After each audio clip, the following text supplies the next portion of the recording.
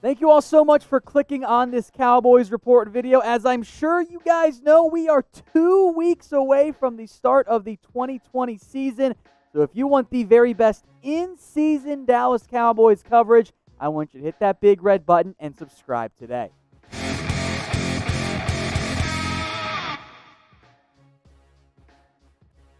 We're going to start with some talk on the Cowboys rookies. How about CeeDee Lamb? Is the hype legit?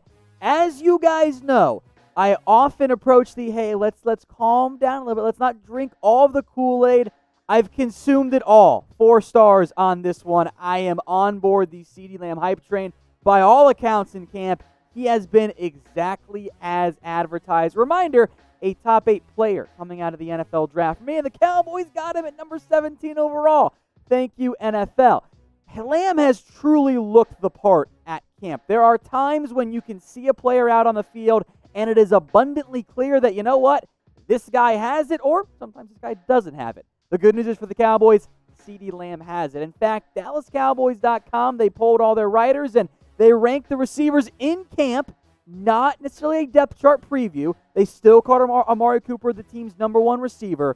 But of the most impressive players at camp for the Cowboys, they put CeeDee Lamb at the #1 spot over Amari Cooper, over Michael Gallup. I will make note, Wilson was 4, Noah Brown was 5. But that's very promising for the Dallas Cowboys. And I fully expect CeeDee Lamb to be the player we all think he can be, a legitimate future #1 receiver.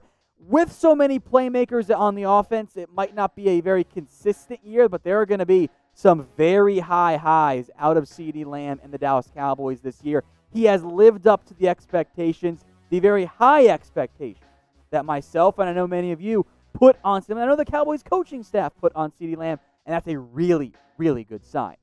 Speaking of CeeDee Lamb, folks, this particular Lamb jersey, plus a whole bunch more, are 27% off. That is higher than what we have seen these Cowboys jerseys be on sale in months. Under $75, you can't find a cheaper one, or at least not an official NFL jersey than the CeeDee Lamb one there. They got Amari Cooper, Zeke Elliott. A whole bunch of ones are on sale. So head over to chatsports.com/Cowboys jersey. I will put that link in the comments and in the description. But this deal, I don't know how long it's going to last, but it's the best deal we've seen in quite a while, so I figured I'd let you guys know.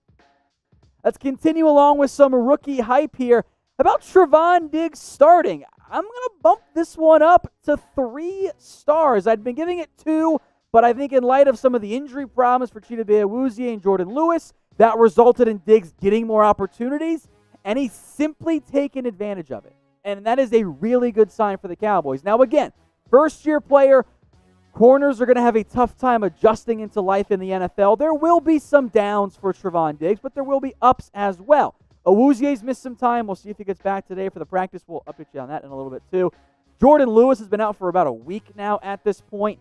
It is going to be difficult for a team that believes in Trevon Diggs, that invested in him, to find an excuse to keep him off the field. So I'm not saying he's going to instantly be cornerback 1. Although I am saying there's a chance of that. I do think, though, that Diggs, come week 1, barring injury, is going to be a starting outside corner. I think Awuzie, Diggs, and Anthony Brown at nickel, and you will see some Jordan Lewis. But the thing that Diggs has flashed in camp is exactly what he's flashed in the past. Playmaking ability. He's able to turn his head, which I know the Cowboys have been lacking at cornerback. Scheme partially to blame there, of course. But I'm excited to see what Diggs does for this Cowboys team in 2020. I expect there's going to be some inconsistency. I don't think he's instantly going to be a #1 corner, but I do think there's going to be some flashes from Diggs that make us very, very excited. So do you agree with me? You think Diggs will start in week 1? This is going to be the pinned comment here. So if you get the ad break, scroll on down and cast your votes. 1 for yes and 2 for no. Let's go to Lael Collins now, who is back at team drills. He's done some previous position drills, is now doing some teamwork as well. I have full confidence that Collins will be ready to go for week 1. I'm going to give this one 4 stars, and that's a needed thing, I'll say, for the Dallas Cowboys, because when Collins had been out, along with Cam Irving, by the way, and Tyron Smith a bit too, The Cowboys down to offensive tackle 4 and 5 and 6 and 7, and I'll let you guys in on a secret. There is a grand total of 0 NFL teams who will have success when you are down to your third string offensive tackles or your fourth string. It was bad for the Cowboys. They need Lael Collins out there. He called it a wear and tear injury. Okay, if that's what we're going to call it, that's fine. I am not convinced that Lael Collins was a member of best shape of life season, but it's okay. He's going to be fine for week 1.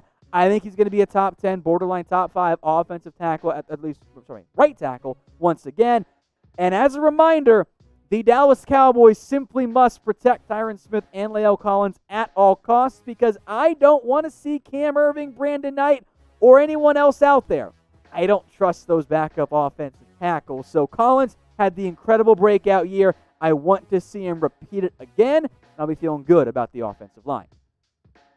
Let's go to Earl Thomas because, well, you guys keep asking, so I'll keep updating. I am still unsure if there's actually interest from the Cowboys. I'm going to give this one 2 stars. Stephen Jones was very non-committal on the Earl Thomas front. I do believe that at least some members of the organization have interest in Earl Thomas. I think that other members aren't as convinced. Here's what Stephen Jones had to say when asked directly about, hey, do you want to sign Earl Thomas? Stephen said, we don't comment on things like that. We found that it probably works better to not say anything until either it's not a point anymore or we have him like Everson Griffin wearing a Cowboys helmet. Now, there's 2 ways to take that. Number one is Stephen's just saying, hey, I'm not going to comment on it. But then he also threw in the kernel of adding Everson Griffin. So you can interpret it however you want. The fact that he mentioned getting Everson Griffin, he could have left that part out. He chose not to. It's interesting to me. I think there's some disagreement within the Cowboys organization about what they want to do in terms of Earl Thomas. The off-the-field stuff is a significant red flag. That's why one of the highest-paid safeties in the NFL before he got cut is still a free agent about a week later. That's a very long time for a player of ET's caliber to be left out there. And with uncertainty around Clinton Dix and how he's going to play, or if Darian Thompson is going to start, or if maybe it's Donovan Wilson time, on field, there would be interest in Earl Thomas. I just don't know if this is something the Cowboys organization is fully committed to, and the fact that they hasn't signed yet makes me think the Cowboys aren't going to add Earl Thomas. So I don't know for certain which way it's going to go. Maybe there is a cost issue after all. As of right now, I lean towards no. But let me know what you guys think. Y for yes or N for no. Let's talk another rookie, one we haven't really had much discussion about here. That is Reggie Robinson, the 4th-round pick out of Tulsa. I think 3 stars he's moved to safety. Now, I'm only giving it 3 and not 4 because even though the reports from Brian Broaddus, Mike Fisher, and others is that it is a quote-unquote permanent move for Robinson over to safety, that doesn't mean he's not going to go back to corner. And this is something the Cowboys have preached a lot when it comes to the secondary. They're calling it cross-training, being able to do both, and that makes sense for this team. They want to have, especially if you're not a clear-cut starter, if you're going to be one of the back-end defensive backs, you probably want to be able to play both spots. So for the time being, I will put Robinson at safety. Reminder, strong safety, free safety. My suspicion, they're more or less interchangeable for this particular defense. We'll see what happens in the season. Heck, maybe we'll get some insight during today's live practice. But I think that although Robinson, for now, I'm going to call a safety, he can go back to corner at almost any point as well. In fact, maybe next year he makes the move back over to corner when the secondary once again sees some, I think, significant changes coming that way.